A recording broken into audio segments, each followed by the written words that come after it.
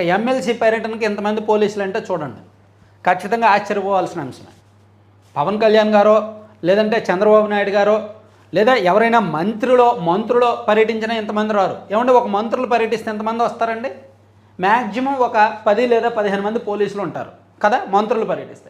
CM కానీ deputy CM కానీ పర్యటిస్తే వాళ్ళు కాస్త ప్రముఖులు కాబట్టి, హై రేంజ్ కాబట్టి, వాళ్ళకి Z+Y+Z సెక్యూరిటీలు ఉంటాయి కాబట్టి ఇంతమంది పోలీసులు ఉంటే ఉండొచ్చు. నాగబాబు గారు ఆయనేమి హిట్ లిస్టులో లేరే, ఆయనేమి తీవ్రవాదులు, ఆయనకేమి ముప్పురేదే, హెచ్చరికలు లేవే, ఆయనేమి మంత్రి పదవి కాదే, ఆయనకేమి Y+Z+Z సెక్యూరిటీ లేదే, అయినా సరే పోలీసులు ఇంతమంది ఎందుకు భారీ బందోబస్తు?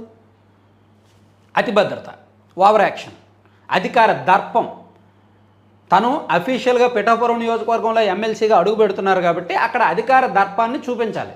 అక్కడ ప్రజలకు, టీడీపీ కేడర్కి, అక్కడ వాళ్ళందరికీ ఒక సంకేతం ఇవ్వాలి. దానికే ఇది సూచిక.